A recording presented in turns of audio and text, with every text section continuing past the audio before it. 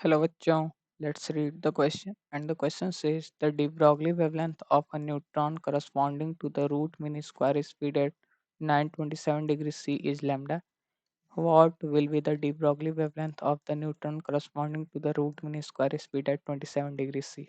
Our options are A lambda by 2, B lambda, C 2 lambda and option D 4 lambda.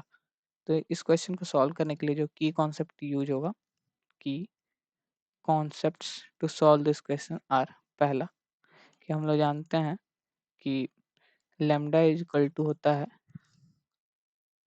H C upon root over 2m K E. ठीक, ये kinetic energy के form में lambda को ऐसे लिखते हैं। ठीक, और दूसरा जो फॉर्मूला है हम लोग जानते हैं काइनेटिक एनर्जी को टेम्परेचर के टर्म में 3/2 इंटू के इंटू टी। यहाँ पे के होता है वो बोल्ट्जमैन कांस्टेंट होता है, टी होता है वो केल्विन में लेते हैं हम लोग। ठीक, तब इन्हीं दोनों कॉन्सेप्ट पे ये क्वेश्चन सॉल्व हो जाएगा। तो चलिए इस क्वेश्चन को सॉल्व करते हैं। अगर देखें तो यहाँ से काइनेटिक एनर्जी की वैल्यू अगर इसमें पुट कर दें तो लैम्डा इज इक्वल टू क्या हो जाएगा, H C upon root over 2 into M into 3/2 into K into T. तो यहाँ से देखें तो लैम्डा इज इक्वल टू क्या आ गया, H C upon root over 3m K T. ठीक, तो यहाँ से देखें तो h कांस्टेंट है, c कांस्टेंट है, 3 कांस्टेंट और न्यूट्रॉन के लिए दोनों ही न्यूट्रॉन है तो मास कांस्टेंट हो जाएगा, बोल्ट्जमैन कांस्टेंट के कांस्टेंट ही है।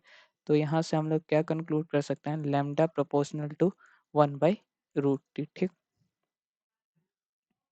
अब अगर हम लोग देखें तो लेट कर लेते हैं, let lambda 1 is at 927 degree C और इसको लिख सकते हैं 1200 kelvin and lambda 2 is at 27 degree C और 300 केल्विन। ठीक, तो यहाँ से हम लोग लैम्डा 1 बाई लैम्डा 2 क्या लिख सकते हैं, root over T2 by T1।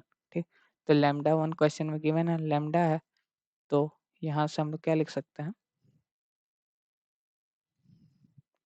Lambda by lambda 2 हम लोग को निकालना है इज इक्वल टू T2।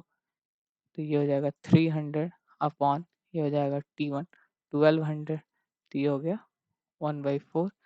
तो यहाँ से लैम्डा 2 क्या आ गया, लैम्डा 2 आ गया, ये 4 है तो 2 हो जाएगा 2 लैम्डा। ठीक, तो अगर हम लोग ऑप्शन मैच करें तो हम लोग को लैम्डा 2 ही निकालना था डी ब्रॉगली वेवलेंथ, तो 2 lambda। So our correct option is C.